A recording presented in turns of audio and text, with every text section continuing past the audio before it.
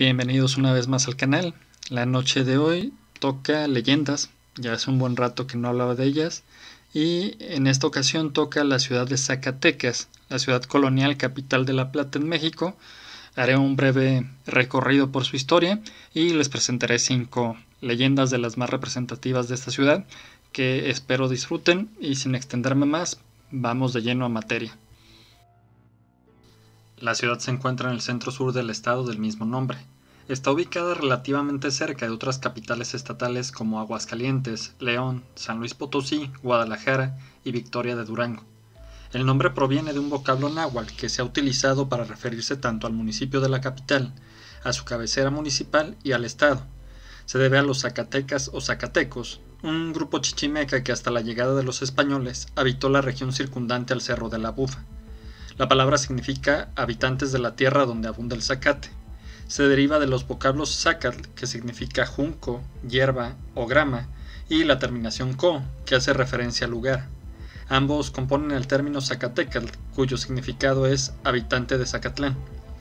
Diversidad de tribus catalogadas como chichimecas habitaron el territorio zacatecano, como por ejemplo cascanes, guachichiles, guámares y ritilas, huicholes, tecuexes, teules, tepehuanes, coras y, naturalmente, zacatecos.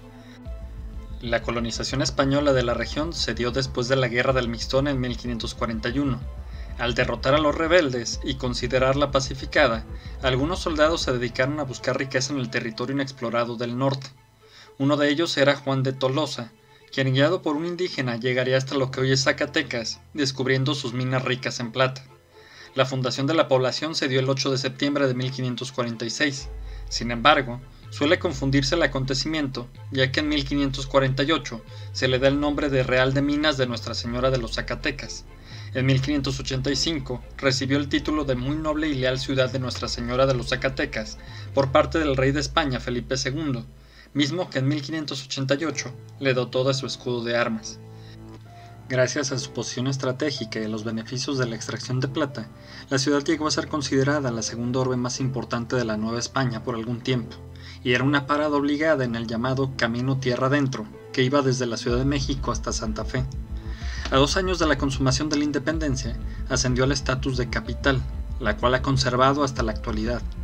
Es obvio que durante todos los conflictos bélicos vividos en México, Zacatecas fue un punto clave disputado por todos los bandos. Pero sería durante la Revolución Mexicana donde se presentó el hecho de armas más relevante en toda su historia. El 23 de junio de 1914, Francisco Villa y sus dorados combatieron a las tropas de Victoriano Huerta y se hicieron con la ciudad en un día. Con esta histórica batalla se le dio la puntilla a la dictadura del Chacal. En la cuestión de las festividades y tradiciones, se puede decir que las más relevantes serían las siguientes. Una que data desde tiempos del virreinato son las llamadas morismas de Bracho, cuya celebración se da durante la última semana del mes de agosto. Es una representación teatral de las batallas entre moros y cristianos, donde estos últimos vencen y decapitan al rey enemigo. La escenificación de las batallas tiene lugar en las lomas de Bracho, sitio que aún se encuentra despoblado en las afueras de la ciudad. Los actores que la representan pertenecen a la cofradía de San Juan Bautista y emplean variados uniformes y pistolas, rifles y cañones de salva. En septiembre se celebran a las santas patronas de Zacatecas. El día 8 se conmemora a la Virgen de los Zacatecas, que se puede decir que es la patrona principal, cuya imagen se encuentra en la catedral. Y el día 15 se venera a la Virgen del Patrocinio, que sería una patrona especial que se encuentra en el Cerro de la Bufa. También la Feria Nacional de Zacatecas es un lugar donde tienen cabida diversas manifestaciones culturales y artísticas, contando con corridas de toros, palenque, bailes, charreadas, carreras de caballos y muestras gastronómicas de la localidad.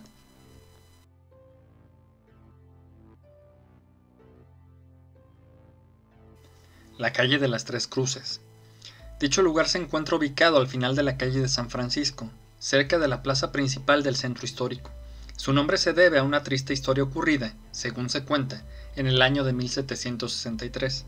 Aquí existe una hermosa casona de 3 pisos que perteneció a don Diego de Gallinar, un hombre de clase acomodada e intachable reputación. Años antes del suceso al que se hará mención, acogió a su sobrina Beatriz Moncada, que había quedado huérfana, ya que sus acaudalados padres fallecieron en trágicas circunstancias. Don Diego fue su tutor, y como todo hombre de buena cuna, educó a su sobrina como si fuera su hija, la internó en los mejores colegios y le inculcó la religión católica. Con el paso del tiempo, la joven se volvió una mujer hermosa que atraía la atención de todos los hombres que la observaban.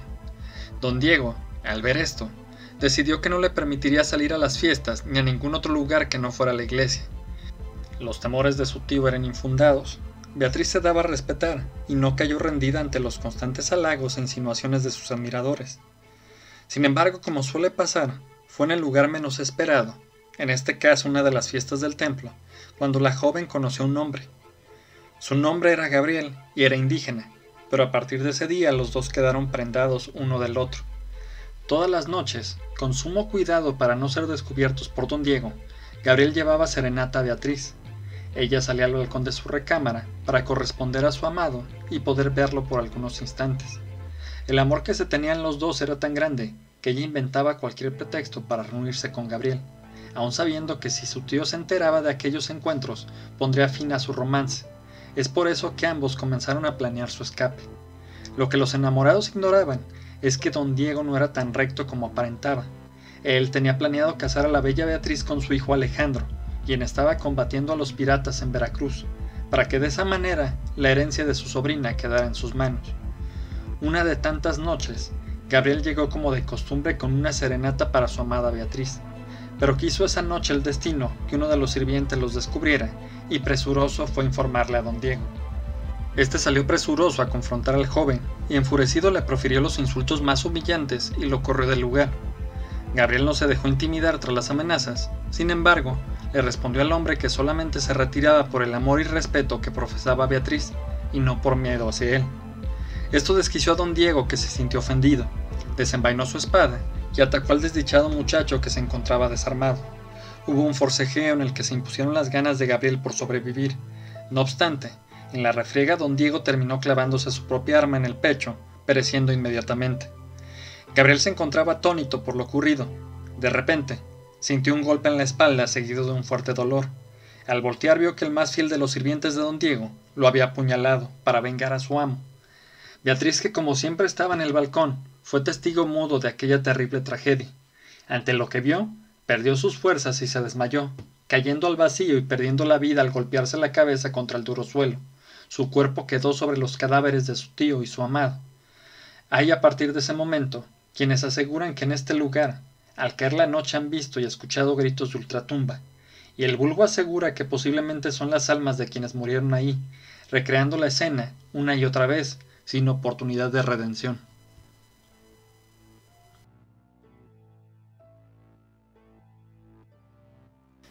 La Piedra Negra.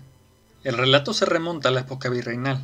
Sucedió en la localidad de Betagrande, cercana a la capital. Todo comenzó cuando dos amigos, de nombres Misael Galán y Gildardo Higinio, hartos de no recibir el pago suficiente por su trabajo como mineros, emprendieron una aventura en búsqueda de riquezas propias, adentrándose en la Sierra Zacatecana. Durante muchos meses soportaron todo tipo de privaciones, peligros e inclemencia de los elementos.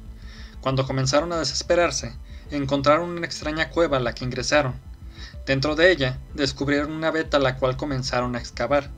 Sin embargo, por más que se esforzaron en sacar los minerales, no lograron hacerse con ninguna cantidad de importancia. Ante esto, Gildardo montó en cólera y totalmente exhausto se puso a gritar: «¡Maldito sea, cerro infernal! ¡Ya entrégame mi riqueza!». De pronto, una enorme piedra dorada apareció ante sus ojos.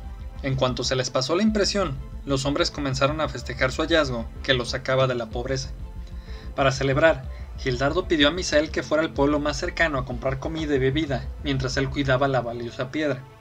Cuando se encontraba solo, una idea oscura se formó en la mente de Gildardo. Lo hizo sentir tonto e ingenuo, al creer que su compañero repartiría el tesoro con él, y se dispuso a vigilarlo cuando regresara a la cueva. Cuando Misael volvió, el festejo resultó ser una cena frugal e incómoda, en donde la tensión iba enrareciendo el ambiente. Al terminar de comer, ambos sujetos se prepararon para dormir, pero el sueño no acudió a ellos. Gildardo vigilaba con recelo a Misael, esperando el más mínimo gesto de querer despojarlo de su riqueza. A su vez, Misael escuchaba una voz en su cabeza que le decía que su amigo quería deshacerse de él para quedarse con la piedra preciosa. Una y otra vez resonaban en su mente las palabras de Gildardo hacia con el lugar: «Maldito sea, cerro infernal, ya entrégame mi riqueza». Su razón estaba nublada con la ira, pero también con el deseo de ser el único poseedor de esa riqueza. El tiempo pasó lentamente, como si se hubiera detenido. El veneno de los pensamientos de aquellos hombres hizo que la noche pareciera aún más oscura de lo que era. De pronto, sin ningún aviso, Gildardo sacó un puñal de entre sus ropajes y se abalanzó en contra de Misael. Ambos trabaron una feroz lucha, en la que Gildardo mató a su amigo, pero a pesar de su euforia, las heridas que Misael le propinó terminaron por hacerle sucumbir. Y así, mientras los cuerpos de los hombres yacían en el piso, la extraña piedra dorada se manchó un poco de negro. Pasó el tiempo, y no se supo más de los dos amigos, pero las personas del pueblo que escucharon a Misael hablar de su hallazgo, corrieron la voz del tesoro que había sido descubierto en una cueva remota de Betagrande. Pronto gran cantidad de aventureros se adentraron en la serranía para adueñarse de las riquezas, pero al igual que los dos amigos, jamás se les volvió a ver. Los rumores fueron creciendo, y la historia de un gran tesoro maligno que envenenaba los corazones de las personas comenzó a correr por toda la región, llegando finalmente a la ciudad de Zacatecas. Al llegar a oídos del obispo y ver el revuelo que había, el clérigo decidió ir personalmente al lugar para poner fin al asunto. Se dice que tomó su Biblia, su rosario, agua bendita y se dirigió a la cueva. Al adentrarse al lugar, pudo observar los huesos de todos los desdichados que habían perecido a causa de la piedra maldita. Levantó la mirada y lo observó. El objeto antes dorado era casi negro en su totalidad por todas las vidas que había reclamado. El clérigo tomó el agua bendita y la roció por todo el sitio. Al instante los cadáveres desaparecieron y la piedra perdió el poco color dorado que le quedaba para convertirse en una piedra totalmente negra. Ante el temor del extraño efecto que causaba este objeto en quienes estaban cerca de él, el obispo la trasladó a la catedral, que en esos momentos se encontraba en construcción. Se dice que la piedra negra aún puede verse desde la calle del Ángel, en un muro de la catedral de Zacatecas. No lejos de ella está una pequeña campana que suena misteriosamente si alguien se acerca demasiado.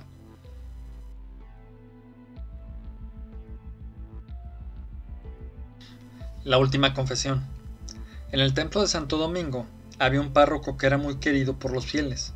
Su nombre era Martín Esqueda. Si bien sus charlas en el púlpito no eran cosa del otro mundo, sí lo era su vocación, ya que los habitantes sabían que podían visitarlo a cualquier hora del día y de la noche, pidiendo piadosamente alguna confesión para un hombre o mujer en su lecho de muerte, y el padre Martín no se negaría a auxiliarlos. Pero un evento cambiaría la vida del sacerdote para siempre. Todo sucedió por ahí del año de 1850. Era ya muy entrada la noche, cuando una anciana llegó a su puerta solicitando una última confesión para un familiar suyo que, muy probablemente, no sobreviviría al amanecer. Sin pensarlo dos veces, el padre Martín procedió a preparar todo lo necesario para dar los santos óleos: una Biblia, un rosario y su estola característica, que para él representaba el signo de Jesús. El sacerdote no preguntó hacia dónde debía ir ni consultó el reloj. Simplemente se limitó a salir de la iglesia. Siguiendo el lento ritmo de la anciana, llegaron hasta las cercanías de la plaza de toros. Allí había un conjunto de casas muy antiguas y deterioradas por el paso del tiempo. La mujer abrió la puerta de una de estas casas, lo condujo por un estrecho pasillo hasta llegar a un cuarto muy pequeño, donde un hombre estaba tendido en un catre. Claramente, se notaba que estaba a las puertas de la muerte. En el mismo instante en que el padre entró al pequeño cuarto, la anciana se dio vuelta y sin decir una sola palabra se marchó. El padre Martín creyó que la mujer no pudo soportar el ver morir a su ser querido, y sintiendo compasión por ella, se apresuró a llevar a cabo el ritual. Todo se desarrolló sin ningún inconveniente, y al finalizar, el sacerdote emprendió el camino de regreso a casa, y así terminó su noche. Al día siguiente, cuando se preparaba para cumplir sus tareas, el padre notó que le faltaba algo muy importante: su estola. Cayó en cuenta que la había olvidado en aquella vieja casa. Decidió enviar a 2 de sus monaguillos para que la recuperaran, pero después de un rato volvieron con las manos vacías al templo. Le contaron que a pesar de que tocaron por largo tiempo, nadie en la casa del enfermo les abrió la puerta. Pensando que seguramente el hombre habría muerto, el padre Martín decidió dejar pasar los días de duelo e ir después por su estola. Es así que, pasado el tiempo, fue a la vivienda, pero al igual que ocurrió con los monaguillos, no recibió ninguna respuesta desde el interior. Al pasar un rato, se le acercó un hombre y le preguntó al sacerdote del porqué de su insistencia, a lo que el clérigo le contó su situación. El hombre impactado le informó que él era el dueño de todas esas casitas y que desde hacía muchos años nadie vivía ahí. Intrigado por lo que estaba presenciando, el propietario decidió abrir la puerta al sacerdote y ambos entraron al lugar. El padre Martín de inmediato notó que el sitio no era el mismo de la noche anterior. Estaba todo muy sucio, capas apisonadas de polvo, insectos, ratas y telarañas poblaban la oscura habitación, y en una de las paredes, colgada en un clavo de madera, se encontraba la estola, donde el padre Martín la había olvidado. El religioso con manos temblorosas la tomó y sin decir nada, salió del lugar rumbo a su casa. Sin saber el porqué, este suceso afectó hondamente al sacerdote. No fue siquiera capaz de dar la misa al día siguiente. Los feligreses, poco a poco, comenzaron a notar que el padre Martín no volvió a ser el mismo desde esa última confesión. Cuenta la leyenda que a los pocos días comenzaron a acosarlo una serie de enfermedades que finalmente lo aquejarían tanto que lo llevarían a la tumba unos años después.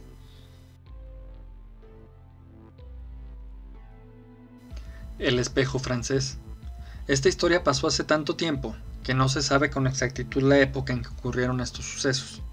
Matilde Cabrera era una joven que amaba tocar el piano. Sus melodías endulzaban el día de cualquier transeúnte que pasara por fuera de la ventana del salón de su casa, que daba a la calle principal. Su familia era conservadora, por lo tanto, era muy devota, ya que asistía en casi diario a la iglesia, y fue ahí en donde Matilde conocería el amor. Fue un día como cualquier otro en que se encontraban en misa, pero en esta ocasión al ir a tomar la Eucaristía, ella se topó de frente a un apuesto joven, del que quedó enamorada enseguida. Es así que a partir de ese momento comenzó un idilio discreto, en donde los enamorados con gran cuidado se veían en la iglesia, conformándose con una comunicación en donde eran cómplices de furtivas miradas y gestos. Estos eran una forma de sustituir las caricias que quisieran regalarse. Algunos días después se dieron cuenta de que no les bastaba con los instantes que tenían en la iglesia, sino que necesitaban más. Es así que idearon un método para poder expresar sus sentimientos. Utilizaron lo que mejor sabía hacer Matilde. Ella tocaría el piano como cada tarde, pero ahora habría un nuevo elemento, un espejo colocado en la ventana.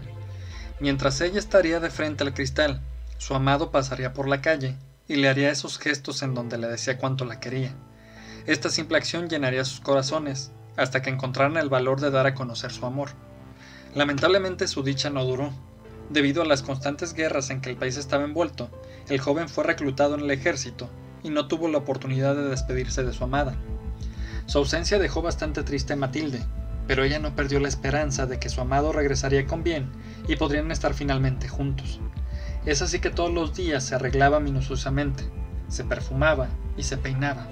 En su mente, su escenario ideal era que ella estaría tocando el piano cuando él aparecería por el reflejo del espejo. Es así que tarde a tarde tocaba, pero mientras más pasaba el tiempo, resonaban sonatas melancólicas en las afueras de la casa de Matilde. Su enamorado jamás volvió. Si sucumbió en el campo de batalla o olvidó el amor de Matilde en otros brazos, nunca se supo. Lo más triste de todo es que cuando los vecinos descubrieron la razón por la que cada tarde tocaba el piano, comenzaron a llamarle la loca del espejo, sobrenombre con que se referirían a Matilde hasta el final de sus días. El callejón del Mono Prieto. Doña Marciana Castillo era una mujer sumamente temida por sus vecinos, en lo que antes se conocía como la calle de la Merced. Su casa se encontraba muy apartada de las demás y destacaba por no poseer ninguna ventana. En la azotea, sin embargo, asomaba un torreón siniestro, a cuyo alrededor se habían desperdigado múltiples pedazos de vidrio para impedir que algún intruso saltara e invadiera la propiedad. A la mujer se le atribuía fama de bruja, pues cada noche el torreón se iluminaba y despedía un hedor nauseabundo que enfermaba a los vecinos. Además, tenía mucho dinero de manera inexplicable. Algunos decían que cambiaba monedas de oro de manera ilícita, y otros que se las había dado el diablo. Acostumbraba a usar largos y ostentosos vestidos de seda, así como chales y joyas en exceso. Sus regordetes dedos lucían varios anillos. A pesar de los fines que eran sus vestimentas, su apariencia era simplemente abominable, ya que tenía el rostro cubierto de cicatrices, los ojos enrojecidos y el cuerpo deforme. El alma de doña Marciana era igual de espantosa que su aspecto físico. A nadie socorría ni daba limosnas. Casi nunca salía de su casa porque despreciaba a la gente y los demás le tenían pavor. Pero lo que más los asustaba era el endemoniado mono que tenía por mascota. un animal negro como el carbón, y que todo el tiempo emitía chillidos espeluznantes. Un día, una mujer llegó a tocar a la puerta de su casa con un bebé en brazos. La pobre había huido de un marido que la maltrataba, y como no sabía de la mala reputación de la bruja, se había atrevido a pedirle que la dejara pasar la noche en su casa. Al día siguiente, la desdichada fue encontrada muerta en la calle, con expresión de terror en la cara. Tenía arañazos en la piel, seguramente a causa del mono de la hechicera. Del bebé no había ni rastro. Esto indignó muchísimo a la comunidad de la calle de la Merced, que solo esperaba que la vieja saliese de su hogar para matarla a pedradas. Todos se pusieron de acuerdo y bloquearon su puerta con bolsas de basura, que jamás fueron recogidas por los servicios municipales. Una noche se escuchó un estallido. Al mirar hacia la casa de doña Marciana, la gente se dio cuenta de que por el torreón salió una multitud de llamaradas rojas y azules. Nadie quiso ir a rescatarla. Seguramente es el diablo que viene por ella y se lo tiene bien merecido, dijeron todos los vecinos. Por la mañana, cuando el incendio se había disipado, encontraron el cadáver de la bruja en el torreón, calcinado. El mono saltaba encima de ella embravecido. Fue necesario echarle un lazo al cuello para que se calmara, pero de tanto que se retorcía terminó ahorcándose. Nadie supo nunca qué fue lo que había ocasionado aquella explosión. Desde entonces, a la calle se le conoció como el Callejón del Mono Prieto.